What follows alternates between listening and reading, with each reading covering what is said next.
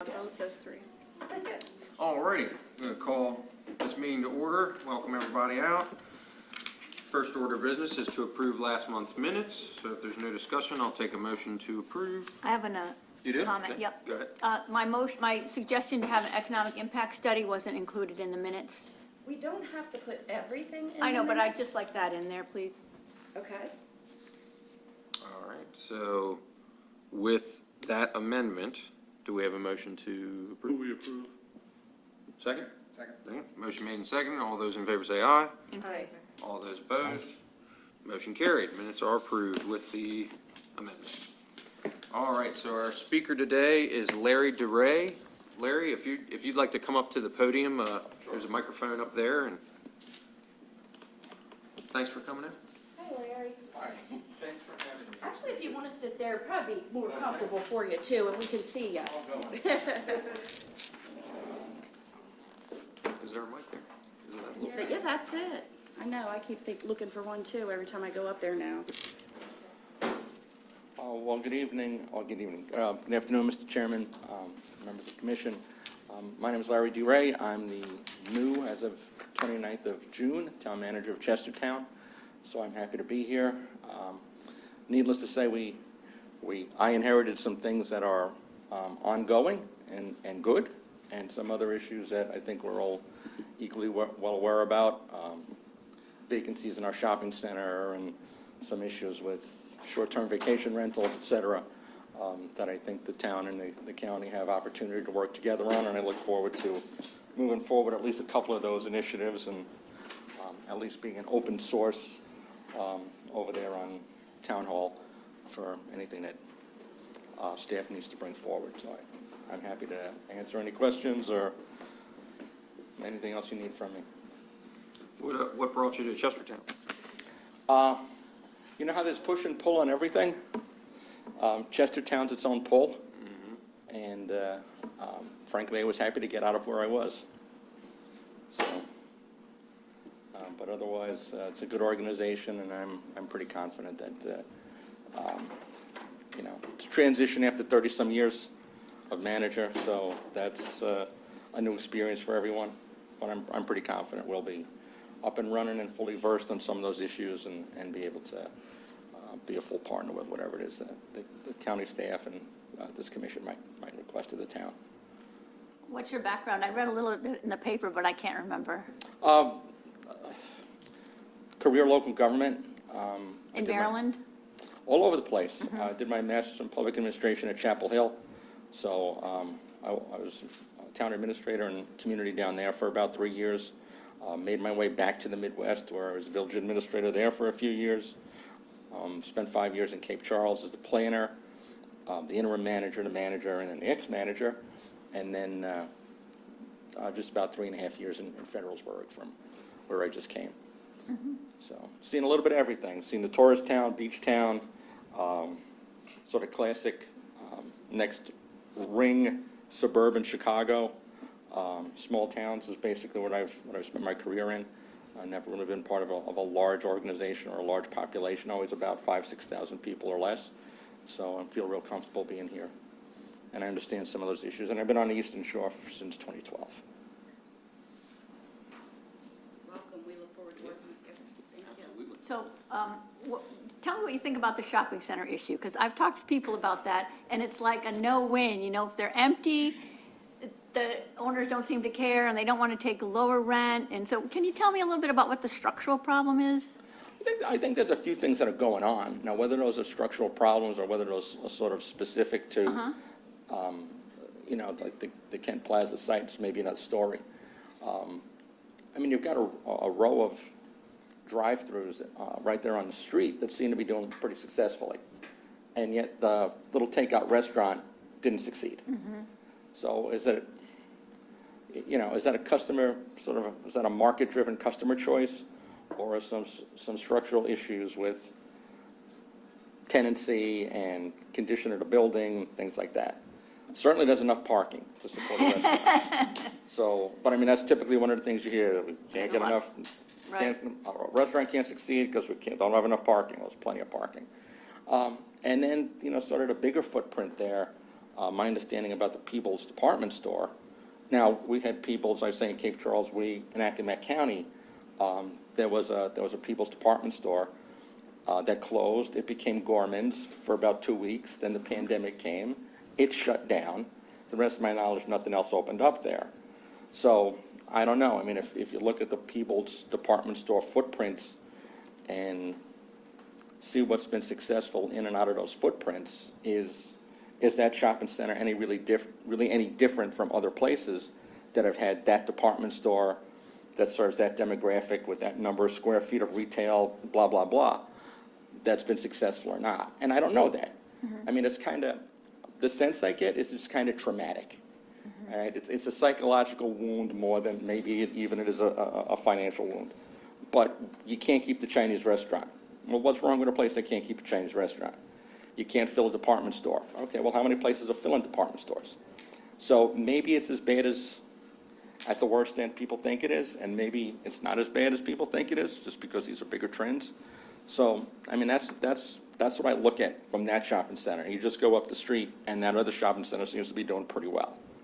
So I don't know if the issue is shopping center as an entity, or if it's, sort of site-specific.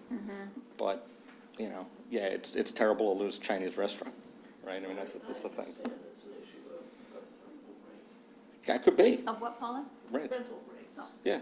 I mean, that could be, in which case that's, Out of our hands. I mean, that's a market situation, and it's probably, it will correct itself one way or another, I guess. So I will share that I talked to Nick Scarpanius from the other shopping center and asked him to come in and speak to the Economic and Tourism Development Commission and kind of share his experiences of trying to fill those spaces, what challenges he's come across, so we can get some firsthand knowledge of that. And he should be in here in October. He can't make it until then. And in Hopefully addition, that'll give us some insight. in addition to that too, Jamie and I have been speaking with Commerce, and hopefully SDAT's gonna get back to us, but we're actively trying to see if there's any incentives that we can maybe bring to the shopping centers, but we're in limbo right now. Larry, as town manager, what do you see your role in that dynamic? Within shopping centers? Shopping centers, Ideally, business attraction? yeah, ideally trying to, work with State Department of Commerce or Jamie, whoever, by way of incentives first. Because you can disincentivize people if there's too many, I mean, because it's the discussion, right, of the tax on vacant properties, or vacant storefronts. That's an approach. It wouldn't be my preferred approach. I mean, my preferred approach would be, let's try and incentivize someone to come in.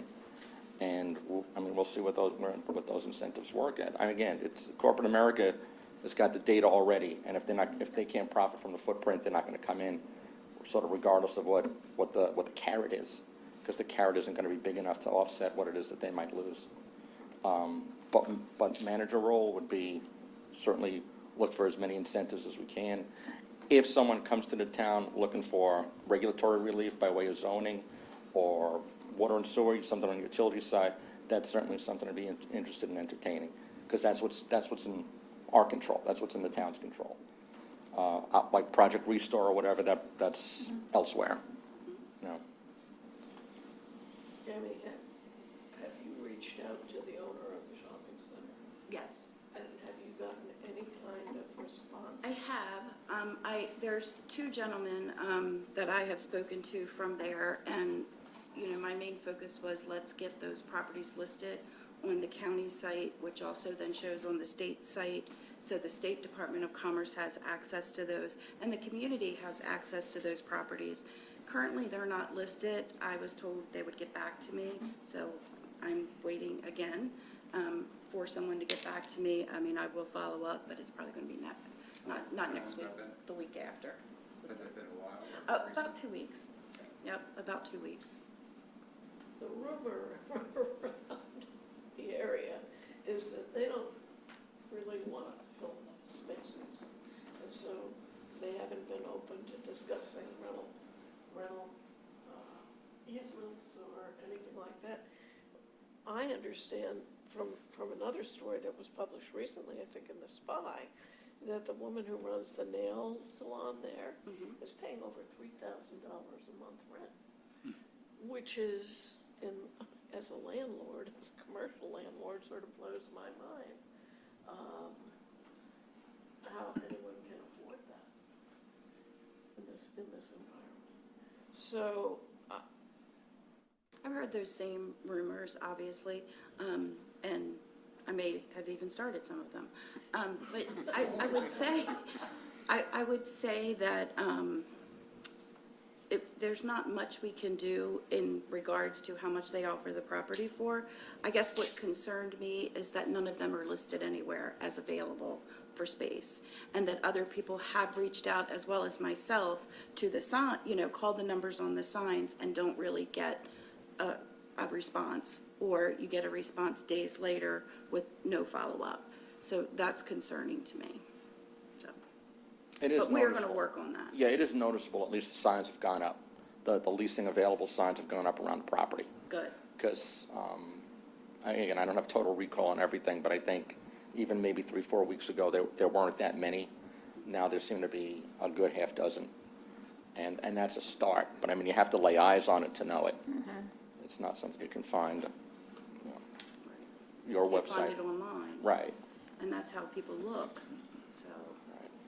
it's concerning. But we'll continue to work on it. Well, to end on a good note, what good things do you have about Chestertown that you found when you came here? All is, if you're ever looking for something to do, there's always something to do. There's always a parade. Always seems to be. Well, and again, in Cape Charles, it was always a golf cart parade. So. Oh, there's a new one, write that down. Yeah, no, it's all right. One of the things that impressed me and encouraged me actually to pursue the position is the engagement of the residents, who are overwhelmingly high-spirited, well-intended, forward-thinking, and love their town. You don't find that everywhere. And my career path is proof you don't find that everywhere. So I'm pleased to be able to have that kind of assistance. What do we have now, a dozen boards and commissions and committees working on everything from solar panels to public art. It's a good, and of course, Main Street, it's a good combination of a lot of varied interests, all pulling, for right now, all pulling the rope in the same direction. And again, you can't ask for better than that. They're a source of very good information. They're a good sounding board. I don't know, the town does a great job of getting their messages out. I think one of the things you can ping the town on, nothing against people, but against systems, is our communication hasn't always been great. And that's one of the things that I'm committed to working on. I mean, internal communication with Both. departments, or? I think both, but I also certainly think external communication. So that's one of the things we're working on, kind of reviving the Facebook page, having more of a social media presence, cleaning up our website, because it's kind of a mess. And I don't mean that in a bad way, I just mean that in a messy way. You'll eventually find what you're looking for, but I don't know what you have to scroll down to get it. And that's the case with board and commission agendas especially. It's great to know that there's the trail walking group and who's making gorgonzola cheese this weekend and all the rest of that, but at a certain point you come to a town government website for like information on government functions and stuff. So we'll get that cleaned up, and I think a little bit more streamlined. Put Main Street and the marina and whoever else we've got linked, all where they need to be. This way we don't lose them, but at the same time get the town messaging out in a little bit more of a consistent and clearer way, because I think that's been lacking. As a candidate for the job, it became kind of hard to, find everything. So I find that on a lot of our websites. I Yeah. always have a hard time finding things. But I mean, it's just discipline. I mean, Yeah. it's just looking at what we got, streamlining what we got, and seeing if it works. If we get feedback that is positive, great. If we get feedback that it's still not, meeting the goals that we're trying to get, you go back and retool it. It's not the end of the world. It's just commitment to get it done.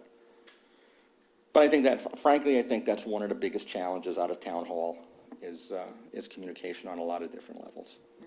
So. are there other challenges you think are important to pay attention to? Housing. That you've identified now? Well, I think we're all aware of housing, and that's whoever it is you talk to. I mean, I'm moving here, and I found a place to live. It's just me. It's not even me and the dog anymore. It's just me. So, you know, I don't need 5 bedrooms overlooking the water. And there's always realtors who will take you there. So the new construction that's going on over there by the Y, Horton's doing some, Mr. Reed's doing some more. I've got one of those units at least under contract, so hopefully when it's not a construction site anymore, I have a home.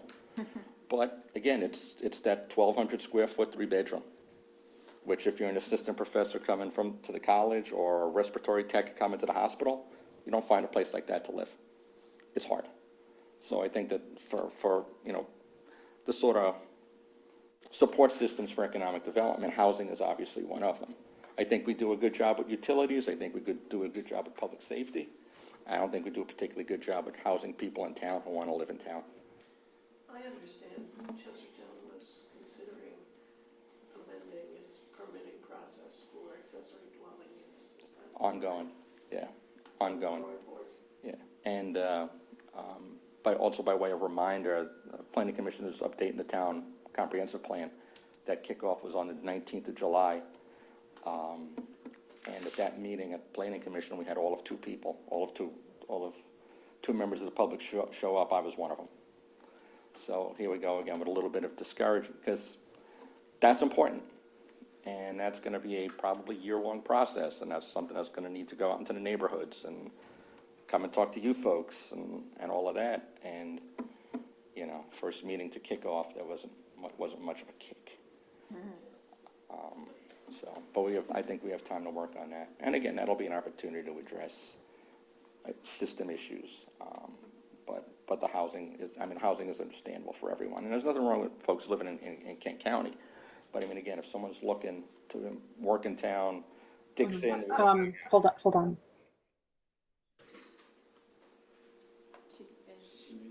It's okay. It's okay. You know, if somebody's looking to live in town and work in town, there's not a lot of options available. And the accessory dwelling unit's going to need to be mindful that those things don't become all vacation rentals. Saw that in Cape Charles. So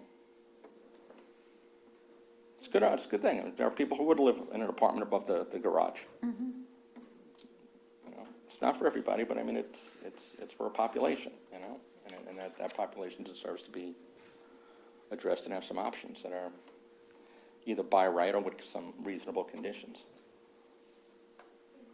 Yeah.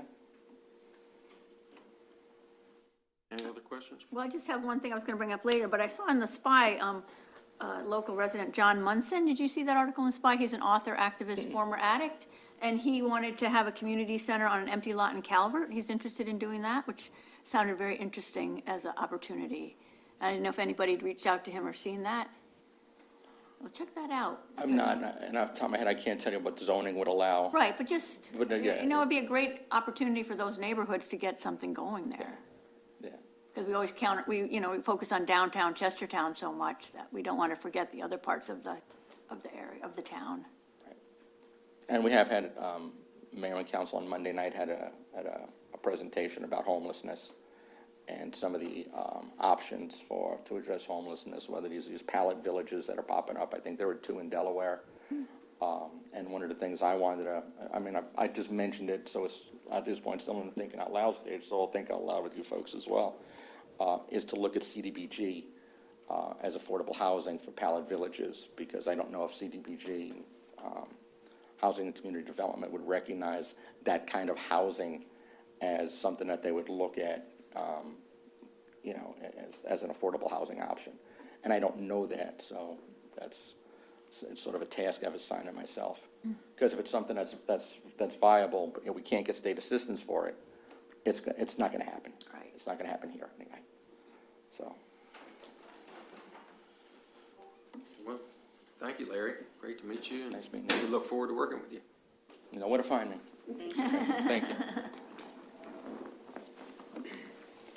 All right, next we have our staff reports, and So I'll let you guys decide who goes first. Okay, I'll go first because I'll start with a couple legislative public hearing updates.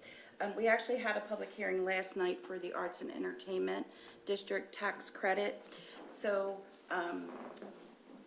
the Chestertown Arts and Entertainment District was certified in 2015, and we never followed through with getting the enabling legislation at the county level. And it's when Kay had first started and when I had first started, and no guidance from the state on how to do it. And then we had an application. So in order to get that applicant the credit that they deserve from the program, we had legislation introduced, had a public hearing, and it will be voted on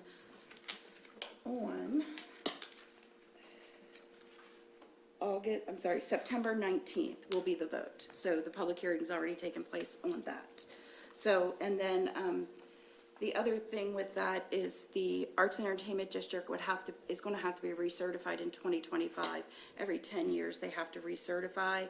And at that time, we'll look at the legislation and decide what the credits will be. The state legislation allows for 100% up to 10 years. And that was what was originally proposed by the town and advertised, so we're honoring that. But then when we do the recertification, the town and the county and the Arts and Entertainment District will talk about what they want those percentages to be for the 10 years. It could change.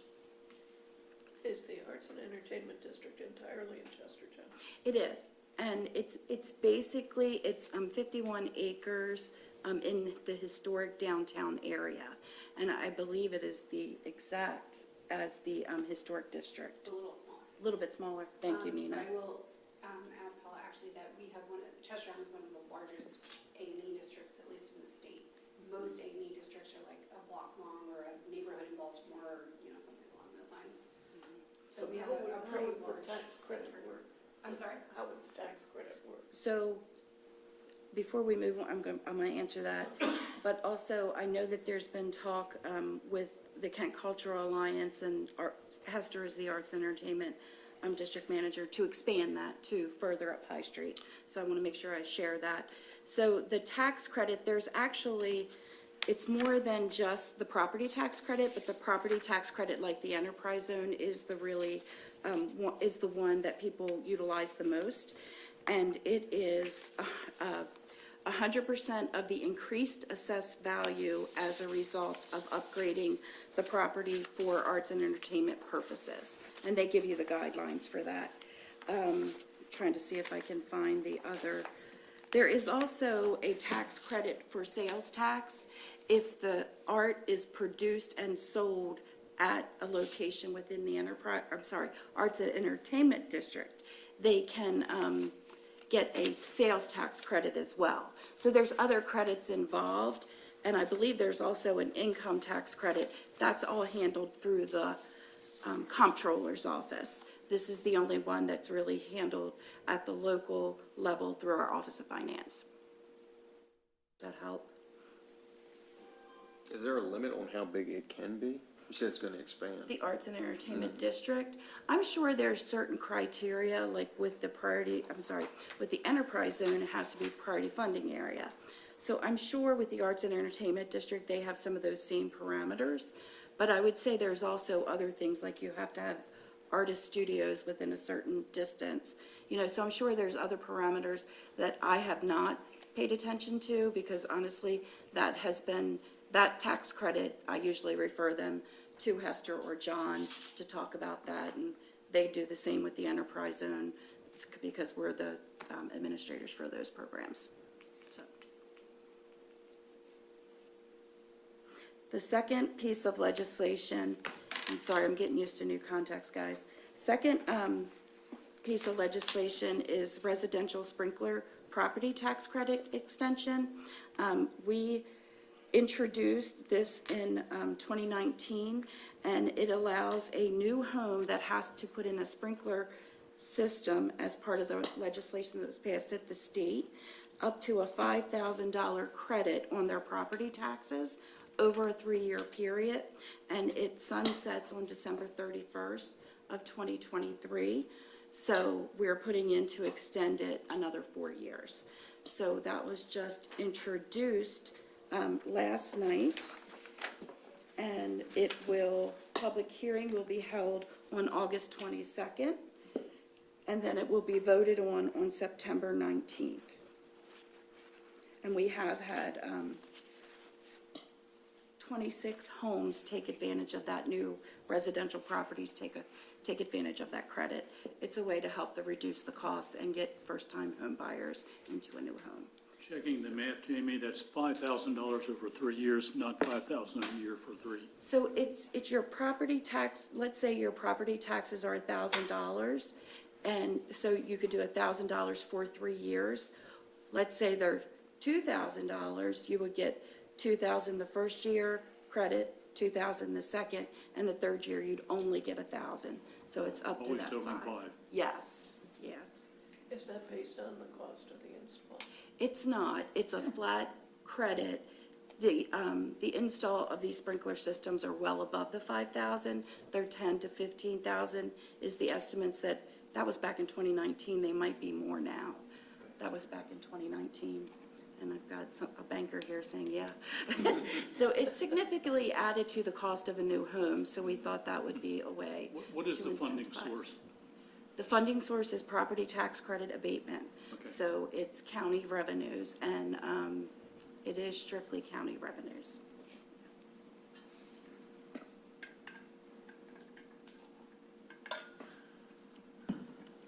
So that's it. Next up is Shalyn. Hello. Hello, hello. So last week I attended the MATPRA conference, which is the Mid-Atlantic Tourism Public Relations Alliance. So that was held in Montgomery County this year. It was over 3 days, so I went on Monday, I stayed through Wednesday. And then the first night, Montgomery County hosted everyone. It's all the DMOs from the state paired with journalists and different media from all over. I met someone from Southern Living based out of Georgia. They're all over the Mid-Atlantic region, and they come for this. They sent us to a place called Comus Inn for dinner and drinks and networking, and then the next morning on Tuesday started with the marketplace, which was set up like a big room, and the only way I can explain it is, you know what speed dating is. We basically got to speed date journalists for 3 hours, so they came and bounced around from different DMOs, tables that we had set up, asked questions, we exchanged cards and information, just kind of made connections. And then from there, Montgomery County sent all of us on different excursions all over Bethesda and Rockville. So we got to go to different hotels and eat, took buses all over the place. We went to a symphony, we went to all different things. We created a profile sheet for MATPRA that you guys all have a copy of, just to hand out to the journalists. And then we had Kent Printing print, I think, 100 copies. That way we would have them for the future, you know, for any events or conventions or anything like that. What was the highlight of the journalist interaction for you? Did you find anybody that you said, oh my gosh, we've got to be in this publication, or? The biggest takeaway from the entire conference was the second day we were there, we had a lunch at the hotel, and it was during a panel discussion. And one of the panelists was a woman who became a paraplegic at 15 after a diving accident, and she's in a wheelchair. So the whole panel discussion was based around ADA accessibility versus compliance, and how there's different destinations and trails and hotels and restaurants that may be compliant, but how accessible are they really? And our DMOs marketing that, we have a tab on our website that lists every restaurant that is ADA accessible, and not just having a ramp, but you know, how high are the beds in the hotel? Because she said that was a kind of eye-opening experience, thing to listen to. Because she said if she's traveling alone without her fiance, she has to call ahead of the hotel to make sure that the beds aren't too high, and that's not an ADA requirement.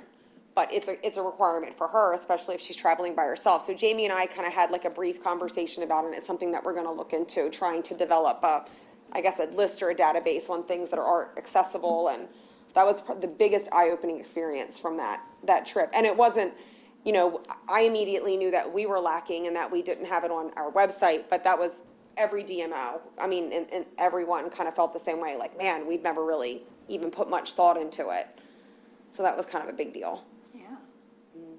I asked her what was the biggest thing she took away from the journalist, and she said that they're looking for a free trip. Yeah, that was from the journalist, the free trip. Yeah, they want a free trip, so They everyone. want you to comp everything when they come to your area, and sometimes that's just not possible.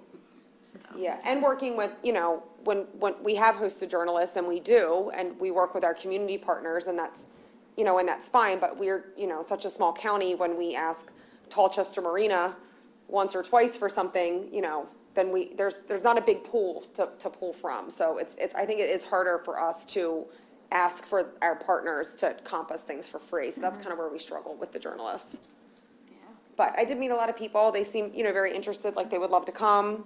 So we will see. It was a good trip. Well, you have me captive till December 31st, so I'll keep giving you free stuff. Okay. We'll do that. Never gonna escape. you still know where you are after Yeah, I was gonna say, we know exactly where you know where to are. find me. So, tourism newsletter, would you just review how and how you send out the tourism newsletters, when you send them out, and how they can get on that list if they're not currently receiving that? So we also send out a monthly tourism newsletter that goes out the first of every month. It is created to highlight the upcoming events in Kent County for that month. So if it's September 1st, it's not all the events, but the bigger events that are happening in the month of September. You can sign up for it on our website. There's a simple form, and it sends it right to HubSpot, and it automatically puts you on there to receive it. So if you're not, please do that. Or let me know, and we will add you, but I'm pretty sure all the commission members should be added. Ms. Paula is looking like, I don't know.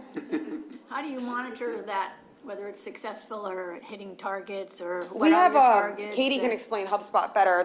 There's analytics. It'll send us back how many people have opened it, what they clicked on. Bounce rates. Yeah, And then what do you back do rates. with that information? What would Katie. Sure, I mean, it depends, there's different topics and stuff, like we have, I wouldn't say we monitor it to make sure like it's engaged and things like that. Sometimes we'll get bounce backs because people, their email's no longer active or things like that. So we use that to stay up to date on our newsletter. All of our newsletters have an opt-out option too at the bottom if somebody does want to unsubscribe.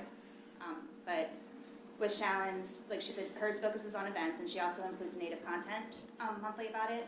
On the economic development side, we typically send that out mid to late month, but we also try to time it around certain, like if there's a grant that we're pushing out or incentives or things like that, we'll push it out based on timing, and we do separate emails too if it's like a time-sensitive blast. Like, for example, with our micro ag grant, I believe we sent 2 or 3 communications out for that. So we use it just to kind of keep everybody up to date in addition to using our social media channels as well. Because like you said, sometimes it is hard to navigate stuff on the website, which is also something that we're actively working on revamping and streamlining. So we're just using it as an avenue to push more information out when we can. And also, one of our, goals with the strategic plan was tracking how many new subscribers we get annually to both the tourism newsletter and the economic development newsletter. So we do use the HubSpot, numbers just to keep track on our growth of subscribers for both newsletters, which was it's a goal or objective. I can't remember exactly how it was in the plan. Goal? Testing me now. I know. It's something to do. It was one of our, measurables. Yeah.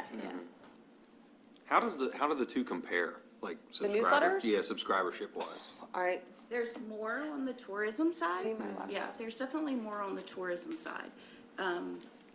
Because we have Yeah, we have tours to look at. all over, and then Yeah. our list for economic development is a lot of local businesses and people interested, and then For partners. Yes, partners and things like that. But anybody is welcome to sign up for it. Yep.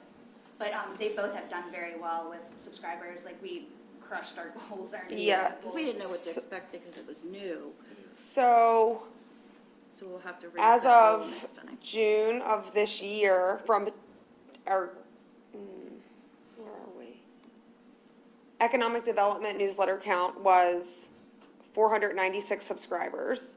The tourism count was 1,082 subscribers. So that is a growth of, for tourism, it was 68%. For economic development, it was 5%.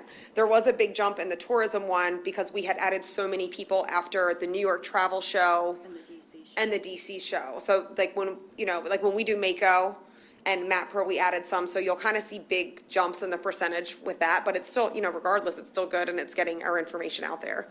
Do you do anything at Tea Party or connect with local events to get them on the newsletter? Well, all the information for our newsletter comes from our events calendar. So we always push out, it's on our website, we put it out on Facebook, and there's a box on our newsletter to click on to submit your event. So what happens is someone can go on the website and become an event account manager, and then from there, they can put their events on our county website calendar. And from there is where I pull the information to add it to the newsletter every month.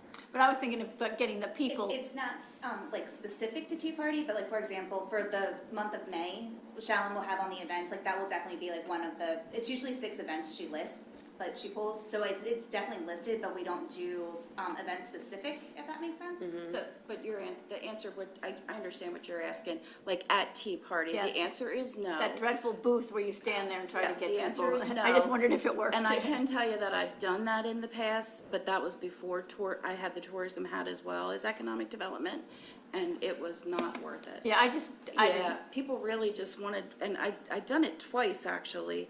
Once with Queen Anne's County and then once on my own, and both times, like, people just did not stop. If you're not giving away something. Right, we yeah, have to give just- away something. Yeah. No value. Or not.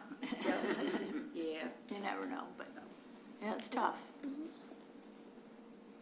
All right, thank you. Anything else, Sharon, or is it, anything else? Nope. Okay. 80.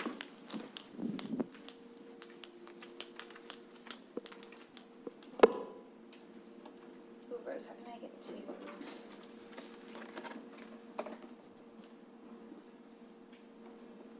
Thank you. So while we're on the topic of newsletters, I'll just show everybody real quick where you can sign up on the website. So for the tourism newsletter, what's going on with this mouse? If you go to the visitors page, you can click here to fill out a form to request a visitor information package. And then right here is sign up for our tourism newsletter. You click that, and this is the form that Shallon was talking That's about. easy. So you just put your email in, and then, these aren't required fields, but it's nice when people put their other information in there. And then they're automatically, when you hit submit, you're added to our list. On the business side, you go to the business page, and it's right here, right up top, and it's the same thing. You just click that, and you can fill out your information, and that automatically adds you to our static newsletter list. So. And then the other update that I wanted to provide is, as everyone knows, we now have 3 enterprise zones in Kent County, which is super exciting. We've actually gotten some inquiries about the Wharton Industrial Area and Betterton. We haven't gotten any applications yet. We're kind of like eager to see with Barbara's on the Bay being on the market, and there's been a lot of really positive feedback about that listing. So we're kind of like excited to see how that all comes about, and we'll definitely, work with whoever's purchasing that to see if they're interested in applying for the enterprise zone. But currently, I've been working on 3 applications for 3 businesses in Chestertown for the income tax credit within the property or enterprise zone. Typically, we've done real property tax credits. So this is my first time working on the income tax credits. And what it does is these employers, once they're certified and approved, if they hire a new full-time employee, which is their criteria, I believe, is 35 hours a week for full-time. Full-time. It's a one-time $1,000 tax credit.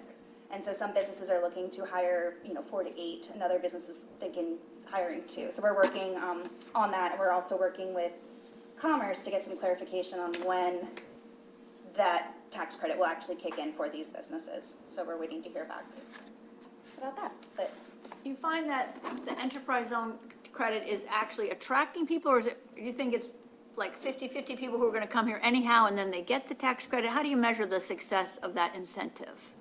I think it's probably like 50-50. I don't feel like it's been an attraction yet, Judy. It's not been an attraction for somebody to locate here so much as it's been for people, the current people, to Existing invest businesses. in their properties or grow their business. Make so new they hires. make new hires. Yeah, so I don't feel like we've had I much see. attraction, but for the growth and expansion, it's been good. Yeah. And we could probably get a list of how many have the property tax and how many are getting the income tax, just, or have been certified. So at least you guys have some numbers. It'd be interesting. I can work on that. Yeah. Jamie, I can work on pulling those numbers for next month. Thank you, Katie. And that is all I had. If anybody had any other questions. Barbara's may be under contract. Yay! That would be awesome. Exciting. So at least that's what I heard. Okay, well, send the rumor around that we'd love to talk to them. Okay, and Rose is going to share, Rose is up. She's going to share with what she's been working on with short-term rentals. So Hot topic. the last 6 weeks, I have been trying to identify as many, I can't say all, because it's a moving target, but I have researched through Airbnb, VRBO, the town's websites that list lodging, our website, within the municipalities as well as the county as a whole. And most of this is being done to bring attention to the ordinances that the towns have as well as the county, the licenses and registrations that are required depending on where the property is located, and any tax requirements that go along with that. I've gotten a spreadsheet from the county and am comparing properties, which is very difficult because sometimes under Airbnb, it's listed as cottage on the beach, listed under VBRO, it's, come see, it's just completely different wording. So I have a whole notebook here where I'm printing all the pictures so that I can go through and accurately say, okay, these two are the same property, or this is indeed two different properties. So just briefly with the information of what I've identified is approximately 196 short-term rentals and still counting. There is one in Millington, none within the town limits of Galena. There are 12 in Betterton, 32 in Chestertown, 80 in Rock Hall, and 71 in the remainder of the county. And if I took the county numbers and break it down, there's an additional 2 in Millington, 12 in Galena, in the area, but not the town proper. 18 in Chestertown, 19 in Rock Hall, and the other 20 are just further out, Wharton, Still Pond, Kennedyville. So what we're doing with the information, Millington was an easy one because they only had one, and that particular property is currently paying taxes, so we didn't really need to do anything there. Betterton, we identified 12 properties, and this morning, Jamie and I met with the town manager, Tom Mogul, to go over our findings. He provided us with a copy of their information, the properties they've identified, and I still have yet to combine the two to see if there's a few that we have that they don't, and vice versa. And the plan there is to review those spreadsheets, and then we'll sit down with the town clerk and the town manager to determine what we're going to send out to those properties to say, if it's a copy of the ordinance, a copy of the tax form, and the requirements to get them in compliance. I know Jamie has reached out to the town manager of Chestertown because I've pretty well finished that, so we don't have a meeting scheduled just yet, but that's in the process, and we'll follow the same with Rock Hall once we've completed that. And just an interesting point to note, to give you an idea of what's being lost, between the towns and the county collectively, they're losing approximately just slightly under $1,000 in tax revenue for every one night of rental.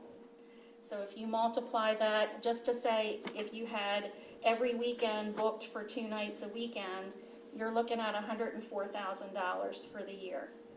And I think we all know that most of these places are rented way more than 2 nights a week.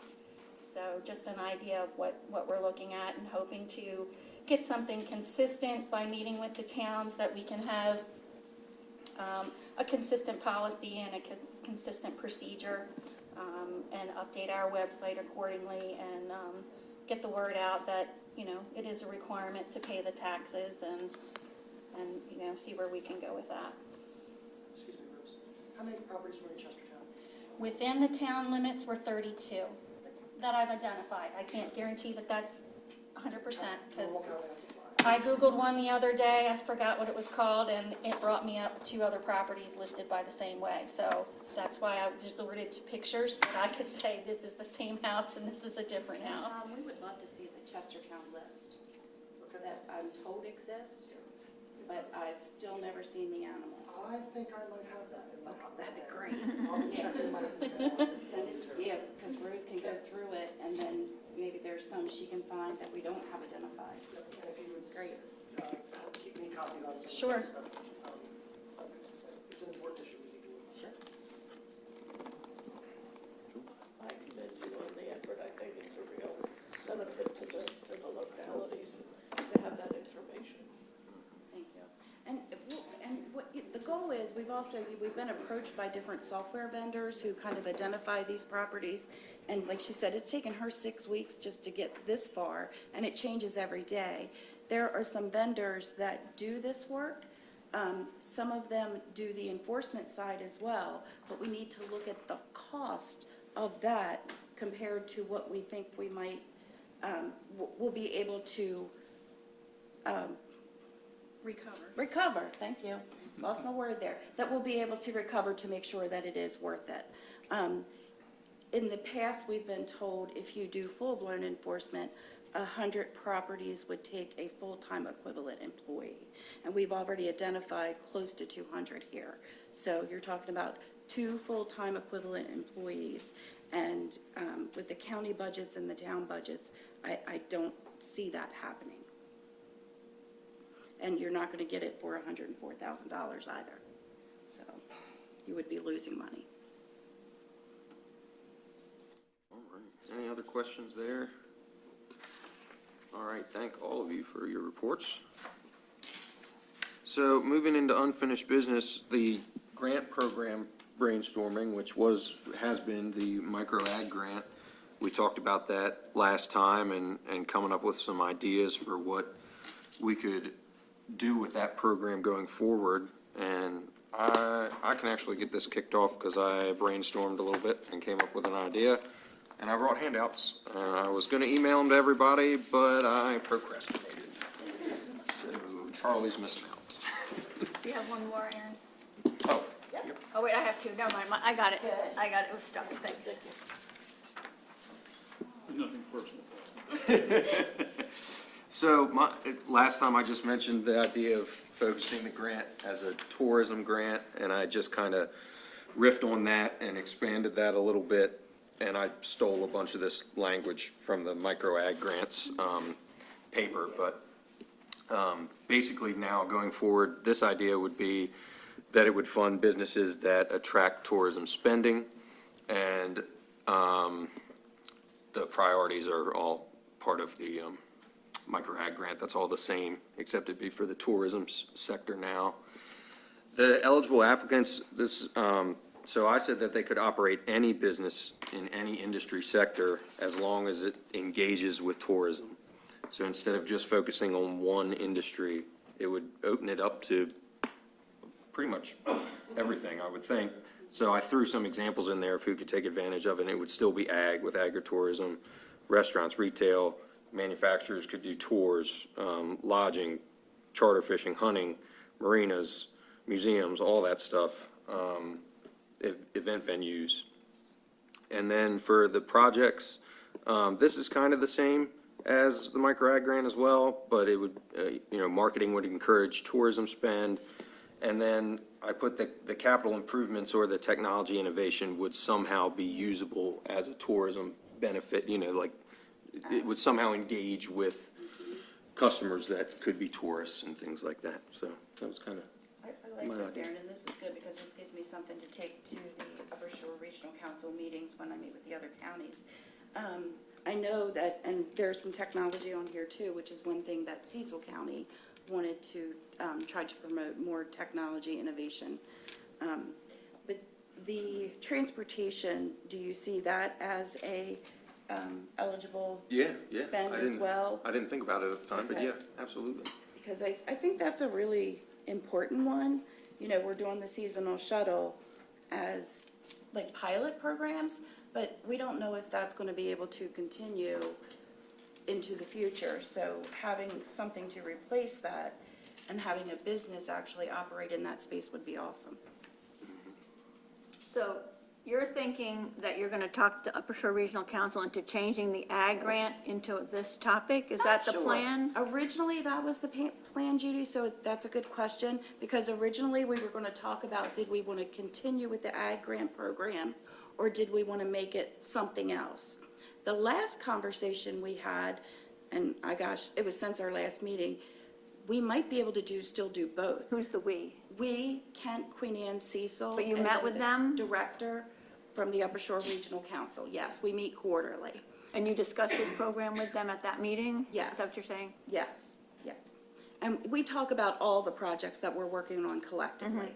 And then we have a meeting in Ocean City next week as well. So I don't know that we'll get as much time to talk there because all of the elected officials will be there as well. So those quarterly meetings are really a chance for us to talk about all the programs. So those are a little more detailed. Yeah, because I just saw the article in the Spy of what Queen Anne's County did for their microgrant recipients. They did a farm-to-table dinner, and they, big publicity, big to-do. And I met with Maureen to find out about the history of the program and how we're doing. And some of our numbers haven't been submitted yet to them. They have been submitted now. Well, it wasn't on the spreadsheet she gave me, so maybe you better check on that. But, No, they have, Submitted them on Friday. oh, Friday, okay, gotcha. I met with her a couple weeks ago. Yeah, she has them. Okay, good. But really, what I just think it's a shame to even mention eliminating the agricultural microgrant. I really don't think we should go there. I just think it's so popular in the other two counties. I think we could do so much more with it in Kent County. And I've got the Farm Bureau meeting picnic on Sunday, and I'd love to bring a flyer about this grant program and then work with staff on how to improve some of the requirements, some of the things we've written up that other counties have modified since then. Maybe we can benefit from what they've done and just try to beef it up and not even consider eliminating it. And I really don't think the other two counties, from what I've heard about what they've been doing and how successful they are with their ag program, would even want to consider getting rid of it, plus the Marbidco money that comes in and other dollars that are generated from that program. And well, this recommendation was made by Cecil County. to change it? Correct. Huh? Well, that was new. Well, anyhow, even if it is, I still think it's a great program, and I can't see eliminating it just because it's 4 years old without having any other information about what's wrong with it, or if there's something wrong with our program, what we can do to fix it. I don't think there's anything wrong with it. Just wanted to open it up to other businesses. I don't recall us talking about eliminating the. Well, I don't recall it, It's a change of, but you're not, It's just expanding. you're diluting the pool, though, so of pot of money to go to, basically the whole county and not agriculture. Which makes it, opening it To other to more businesses. applicants. yeah. Well, it's not targeted anymore it's just gonna be a what grant? A tourism grant that goes to agriculture? It would go to whoever wins Well, the in this case, application. No, but it doesn't specify things that are in the current grant application. For example, Infrastructure for farms, things like that. I don't have the list in front of me, but, right, it would open it up to all kinds of yeah. applications. I mean, I think you should, I would prefer to do a second grant and target tourism rather than muddy the waters with agriculture, because, everybody just thinks agriculture is, I just think it's very good messaging to have agriculture as an important thing for economic development, and that Kent County recognizes it, because so many times we hear slights from people, and you probably don't even know you're making them, but it hits us hard. And I really think it's important to have agricultural microgrant as a separate program, and then see if you can't either divide the pot up at the Upper Shore Regional level, or maybe they'll come up with a new program. But I think they already have some tourism opportunities out there anyhow, to double check on that. there are no other grants. Well, Maureen told me, I didn't say grants, I said opportunities, so I don't know what that would be, but. These are grants. So, we do have other businesses that have needs, like restaurants have a hard time I don't with disagree with that, startups. Jamie. I'm just saying, if you want to do another program to help Right. those people, if there's a then limited everybody, pot of well, money- then they can find, we don't know until we try to see if you can do it as a separate program and not cannibalize the agricultural grant program. Okay. That would just be my suggestion, because it really is a showstopper. I mean, it won a Mako Award in 2020. It's such a good program. So, I mean, if you can I was replicate that to part a of that. different, I know, to a different topic and do it again, then that would be great. right. That, a lot of that factors into what the Upper Shore Regional Council has available to fund. I And the understand that. county. And the county, yeah, and the county. You say you're meeting with them next week, Amy? We have a full council meeting down at Mako, but only the elected officials will be there, so I'm not sure how detailed we'll get into the different programs, because it seems like we are able to do that more when it's just the OED directors and the director from Upper Shore Regional Council. But the application's due by January, or when are the applications due? We It open in opens up in January. January, and it's open for a month, and then February, and then in the spring, winners are announced. Yeah, so we So haven't if I started wanted working on to- that program yet. Are we gonna do it in January, do you think? Are you gonna, If That's the our goal. program is, yeah, if there's any. but I mean, we're gonna can we start advertising it? You know, I'd like to have the handout for Sunday. We're not gonna have a handout for Sunday. Oh, okay. But we will work on it. I mean, just a basic, you know, the dates of it and what it is and We stuff won't like. have The dates, council it hasn't changes. determined if they're gonna Oh, I see. do It's it. not an Programs do it ongoing at the thing, it's same time. annually approved? Yes, through budgets. And they'll do it that and what meeting? I should know this weekend if this, or not this weekend, next week. Oh, they don't have a regular What the schedule? amount of money is, and then we'll be able to start working on our program Gotcha. and our timeline. Okay. Yep.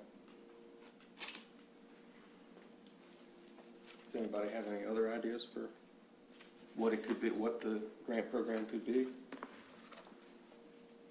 I thought you did a good job. No, thank you, Paul. Thank you.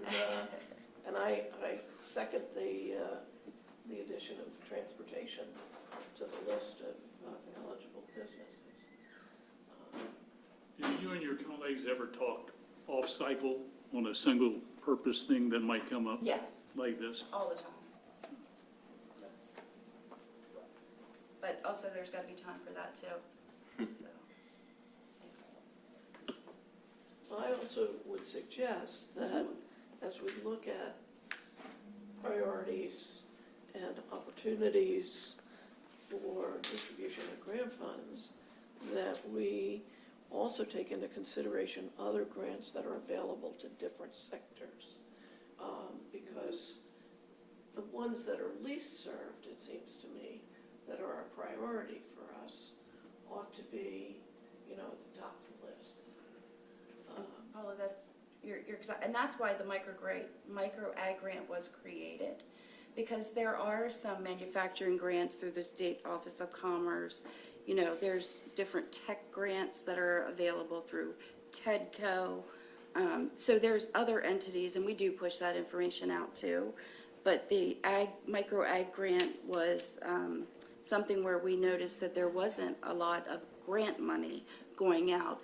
I think marketing was one of the big things. So like if somebody was doing agritourism and they wanted to do some marketing, they really didn't have a means to get any funds for that. So that was one of the reasons it was created.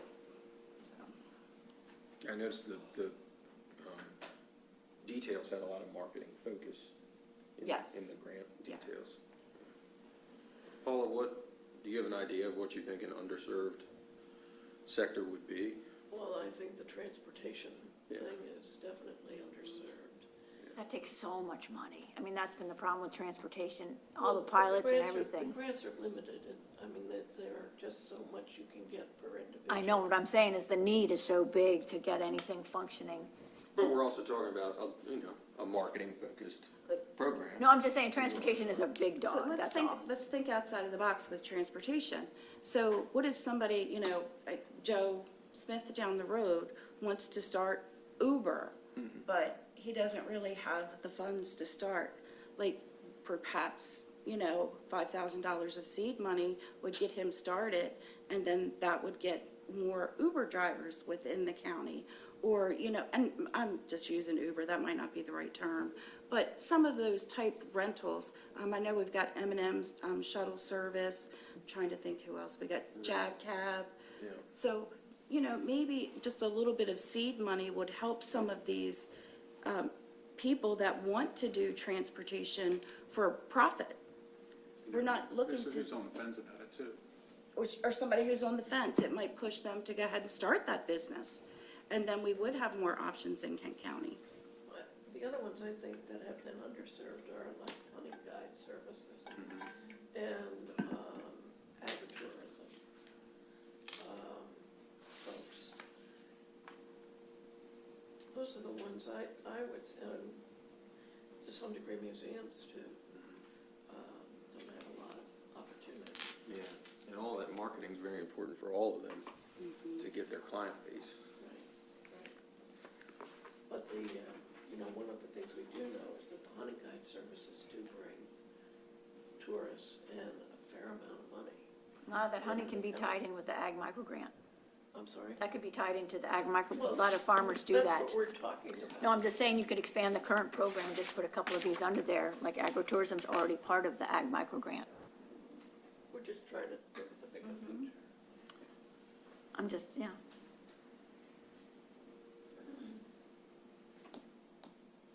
Well, the other thing to do is try to find more pots of money to support some of these other places. I think in 2024, Upper Shore is going to do some things that would cover transportation, but you'll have to check with Maureen on that and make sure I understood her properly. That's a big one. Yeah. Aaron, I did have one other thing Yeah. to add. I sit on the legislative committee for the Regional Realtors Association, and tomorrow we're having a conversation about what we might want to think about as that organization in terms of legislative priorities and opportunities for the coming legislative session. And I would welcome your input on that, if there are things you think that the realtors should be focusing on to address economic development and tourism going forward through the state legislature. And Paula, will you, like, if there's something that comes up, just make sure we're aware of it and we can push it Oh, out? absolutely. Okay, But that'd be I'm helpful. also, I've been invited, as have the other members of our committee, to make suggestions as to areas of focus. So any input you want to give me, I know it's short notice, but I'm When is it? tomorrow morning. I know it's short notice, but there may be I didn't things that send out come my to handout, so. come to the front of mind. It won't be, tomorrow's not the last time. Right. But tomorrow is the opening dialogue. Okay, I just wanted to share something that I was just thinking about reading your list, Aaron.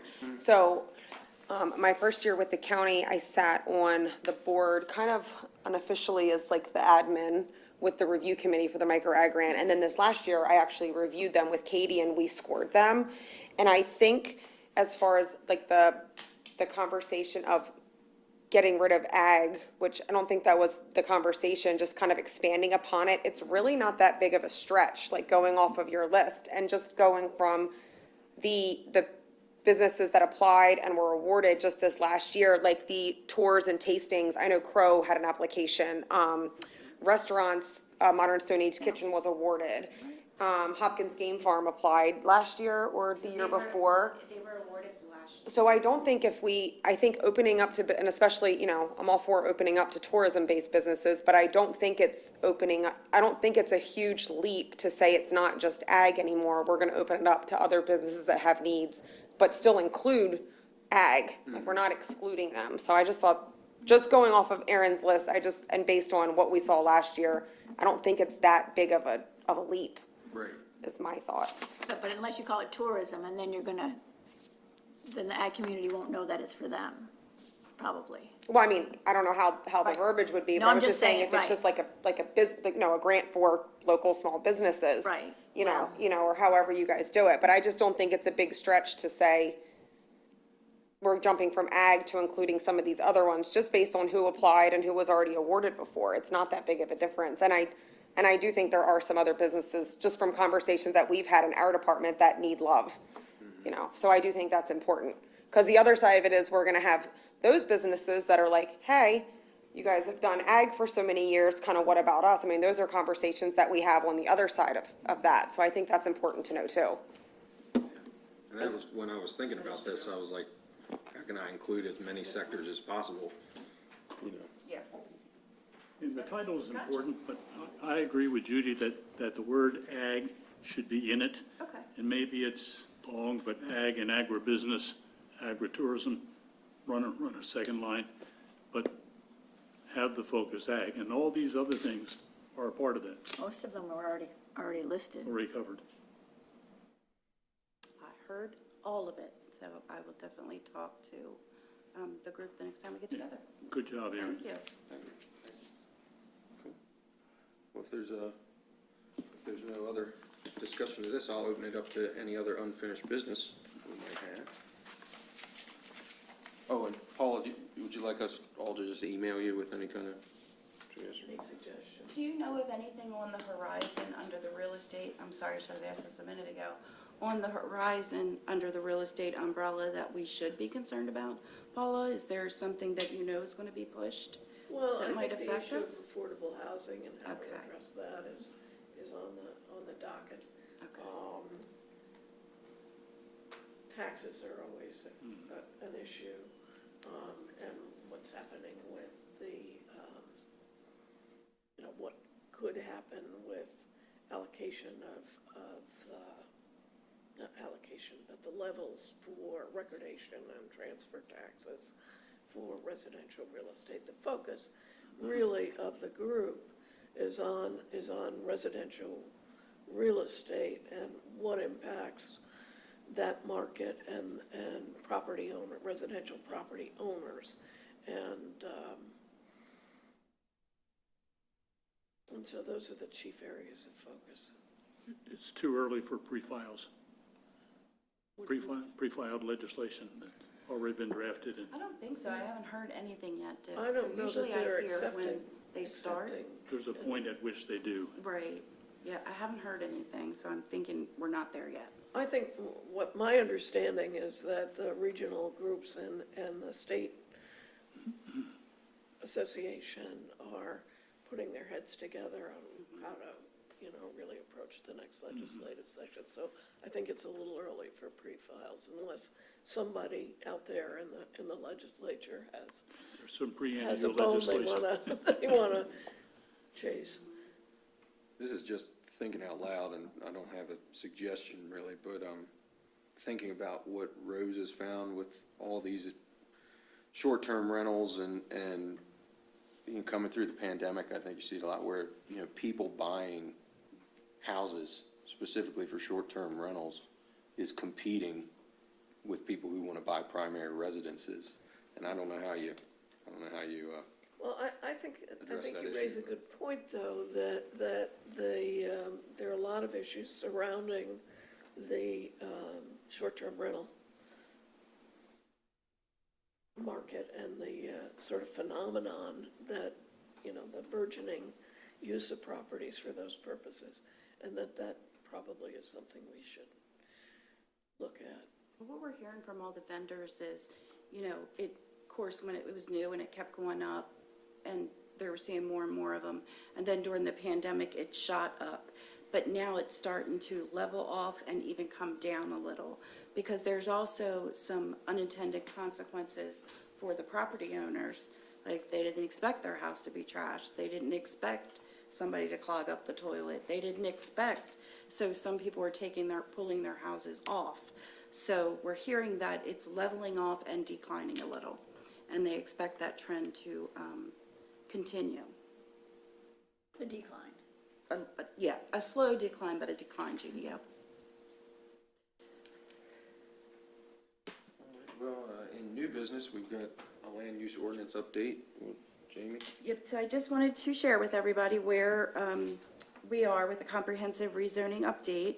So on Tuesday, August 1st, a couple weeks ago, Bill, the Director of Planning, Housing, and Zoning, presented a resolution to send the land use ordinance documents to the Kent County Agricultural Advisory Commission and the Kent County Planning Commission for their comments and recommendations regarding the land use.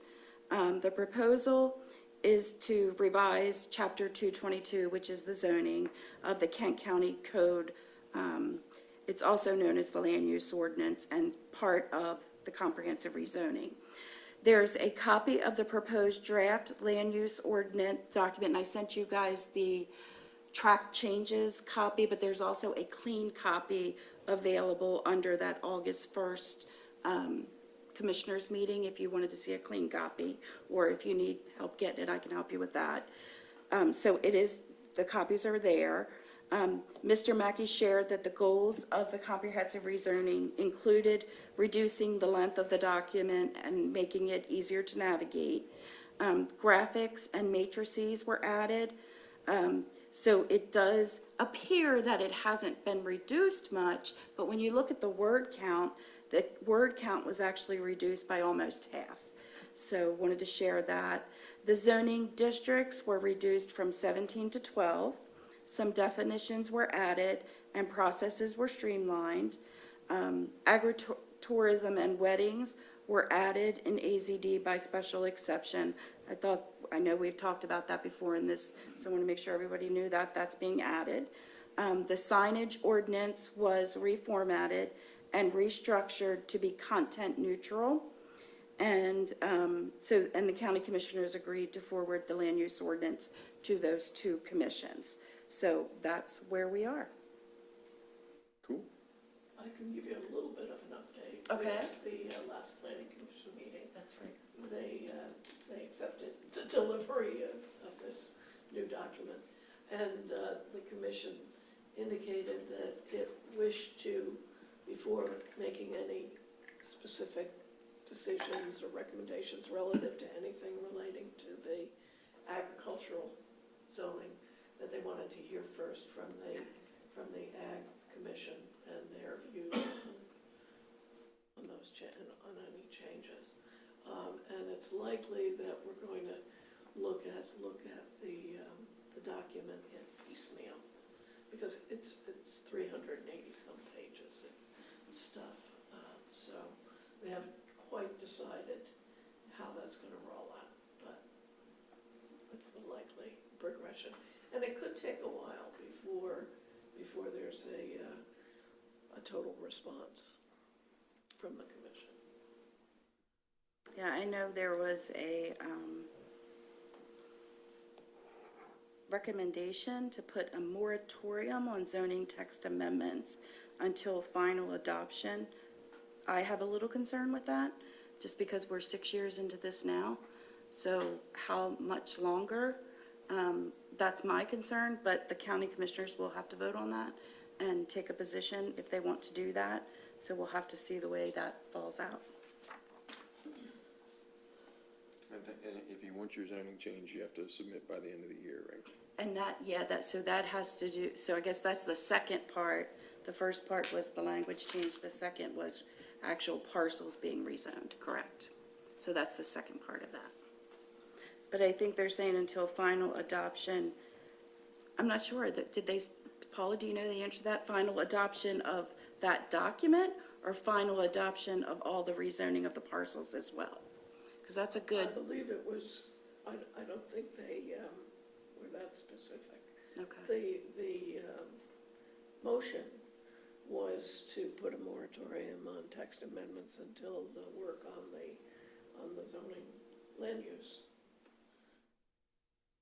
document was completed and returned to the commissioners for a vote, and that passed. So the commissioners will have to decide. All right. Any other questions on that? All right. Thanks, Jamie. All right. Do we have any public comments or announcements? Come on. Hello, everybody. Hello. My name is Tom Hers. I'm a councilman in Chestertown, Maryland. It's nice to see you all. I am an infrequent attendee of these meetings, but I'm a regular listener of your meetings. You sound like you call it an NPR. Exactly right. I come for Dick Story's anecdotes and funnies. I stay for the economic development. So thank you, Dick. The reason I'm coming before you today is because, one, I'd just like to follow up on the accommodations piece. Jamie, you're on the agenda for the September meeting of COG at your request. And I think that, Rose, I don't know that we've met, that's amazing work that you've done. It's been something that we've all, I think all the municipalities have tried to do. Chestertown has tried to do it, but by virtue of just being busy, right? And it's an enormous amount of, not necessarily work, but it's an enormous amount of surfing and figuring out and analyzing and sleuthing, right? Yeah, Definitely that's work. heavy lifting. Yeah, definitely work. So I take that back. So anyway, to the degree that you can be prepared to share as much of that with COG in September, I think that would be great, because I know that there's a lot of interest from the other town managers and council people. And to the degree that any of you would like to come to the next COG meeting, please email me at ward2, WARD number 2 at Chestertown, and I'll make sure that you're invited. It's both a hybrid and in-person meeting, and we offer lunch. So Dick, I know you'll be there. It is the third Wednesday of the month. So I didn't look it up, I'm sorry. I think it's September 18th or something. We take the summer off. So that'll be the first meeting coming back, and I think there'll be a lot of energy, and I hope that that will sort of feed this beast, because it really needs to be done. And the trouble is, I'm passionate about it because I think we're leaving a lot of money on the table. Clearly, your research is showing us that. But, I mean, it's just, there's no time in the day. Our staff is busy and gets hammered in 50 different directions with any number of things. So to the degree that we can all pull on the oar, it would be appreciated, I think, right? But the real reason that I'm coming here is just to let you all know and ask for your support. So as you all may know, Chestertown has been pursuing the Chester River Trail, which is a trail that would extend essentially from Wilmer Park through the waterfront pavilion there, or around it in some way, down the Washington College waterfront, and to points yet unknown, right? We would love to see it go all the way to Radcliffe Creek. MDE still has to kind of weigh in on that and let us know whether we're allowed to do that or they'll permit us to do that. But ultimately, whatever happens at those end points, it will loop back over across the street and come up and connect with our rail to trail. So it'll be an enhancement to our rail network. We previously put forward an earmark with Senator Van Hollen and Senator Cardin's office. That looked like it was going to, it was looked on favorably by the senators, and it looked like it was going to go to appropriations. We just got an email that it's not. So my intention is to bring this before the Chestertown Town Council at our next meeting for support to go after, I can never remember what it's called, a bond issue, a bond bill at the state level for the $250,000 that we would need in order to move the project to its next phase, which is essentially engineering drawings.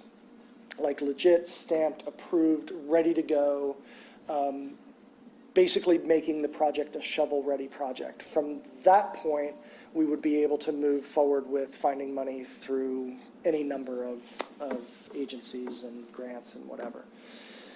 So what I'm sitting here asking you or requesting of you all is that this be on your mind, number one. Number two, that it be on your agenda for the next Economic Development and Tourism Commission meeting on September 9th, I think? September 11th. September 11th. Because time is a little bit short here. We just got the notice that we weren't going to get the earmark from the feds. And so in order to get this on Team 36's agenda in time for the legislative session in January, we would really need to be talking with them at some point in September. So I'm looking for a letter of support from you all and a favorable recommendation to the county commissioners when it does come, because the way these things work is our council will vote this out, I hope.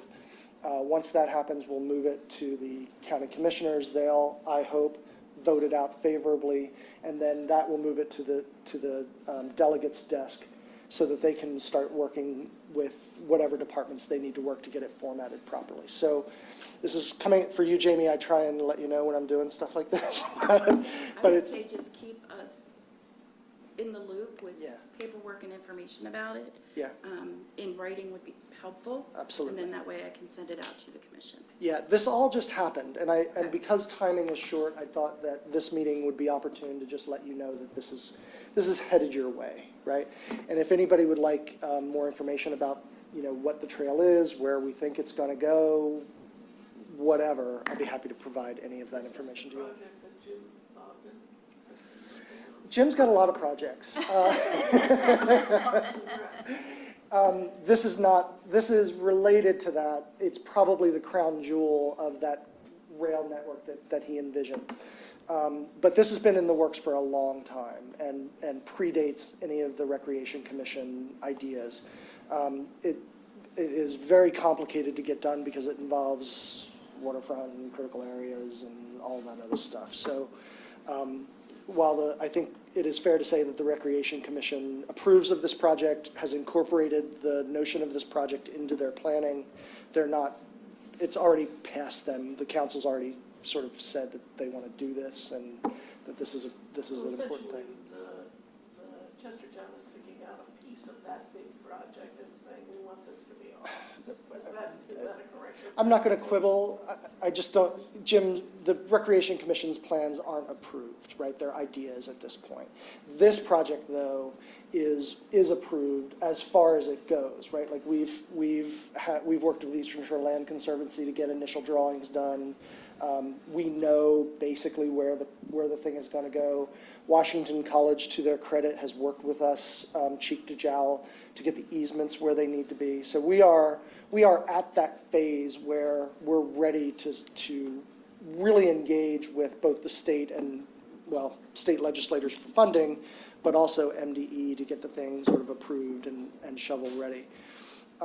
Just a note, for what it's worth, Mayor Serino is passionate about this project and has been working diligently on it with me. And we are also going to host a public charrette. TBD, don't exactly know when, but sometime in third quarter, to review these plans that we've drawn up and make sure that we're taking in as much of the ideas from the community as we can. Again, it's all of a whole, but because that earmark didn't go through, we had expected it to, everything looked favorably that it would. I think now, knowing what I know about the legislative session and working backwards in terms of timing, we're really close to it. And so I just wanted you all to be aware that we're doing this. And I think that, I'm going to say the word, but perhaps it's not obvious that, a trail like this would benefit not only tourism, but economic development in the downtown area of Chestertown. So regardless of whether the bond issue succeeds or fails, we really should be working with you all on a project like this anyway, right? So You would hope for a letter of support at our next meeting. I believe so. So we would need a lot of information between now and then. Yeah. And when is the council voting on it?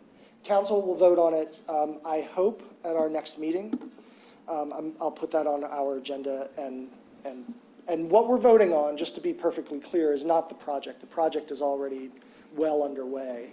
It's the bond issue. It's that do we as a council and as a community want to go after this funding, given that the earmark has been unsuccessful, right? It could be that, stranger things have happened in government, that we might delay a meeting, so it might be the first meeting in September. But anyway, all of this is relatively a little faster than I would ordinarily like, and I try and give people as much runway as possible. But in order to get where we need to be in January, we kind of need to be talking this month.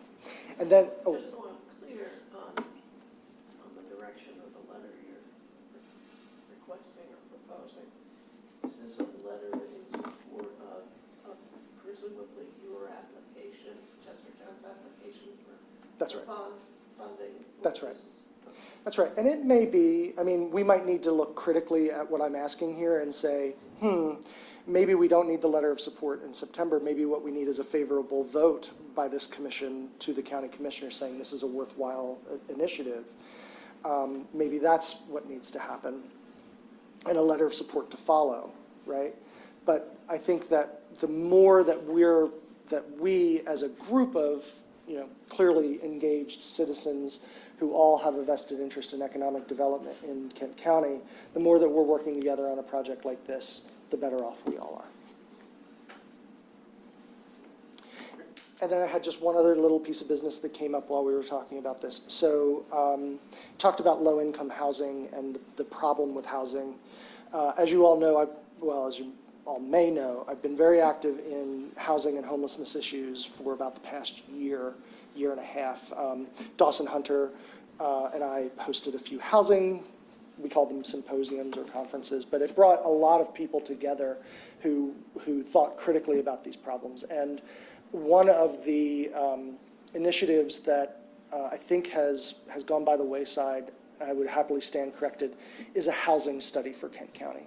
Yeah, it has not gone by the wayside. Okay. I've been talking to the Upper Shore Regional Council and the money that's set aside for that, and I actually have a couple proposals to review. Great. And then we might be asking for additional ones to pull in as well. Brilliant. So we're I think that's absolutely critical. I mean, we go to either a housing or a homelessness meeting, and I would encourage you to check out the Chestertown Town Council meeting from this past week. A local resident, I think semi-affiliated with some groups, but certainly knowledgeable, gave us an update on the number of people that they're housing at the Driftwood, the number of people, and really families in need of housing. And I mean, really on the razor's edge. And I think that so when we have these meetings, either homelessness or housing, we are really in sort of a circular firing squad in many ways, because we don't know what the housing stock truly is, and we don't know really an we can't have an authoritative conversation about what we need to do and who we need to attract about housing until we understand what our stock is, what's available, what rents are, whether it's high, whether it's low, all that stuff. And anyway, so that study is really important. And with that, I'm all done. Thank you. Any questions for me? Thank you. Anybody else out there? Commissioner Price? No? All right. Well, And one quick little announcement is that we're really proud that Kent Conservation and Preservation documentary, Kent Storied Landscape, Place Past and Present, is going to be at the Chesapeake Film Festival. And it's going to be September 30th to October 8th is the virtual, or October 2nd to the 8th is the virtual, and will be one of the virtual movies. So if you wanted to announce that, that would be great. Get that out there. Send us an email. I certainly That will. would be good. Yep. And then, yeah, we can push it out on social media. Yep. LinkedIn, all that stuff. That'd be great. Cool. So our next meeting is actually September 13th. Yes, sir. And with that, I will take a motion to adjourn. Second. All right, motion made second. All those in favor say aye. Aye. All those opposed? Motion carried. We are adjourned. Worked a booth at the ag fair, What at fair? 4-H. Oh, at the fair? Yeah. They're right. Nobody wants to see vendors. No, I know that. They I want know to see that. the grease pig competition.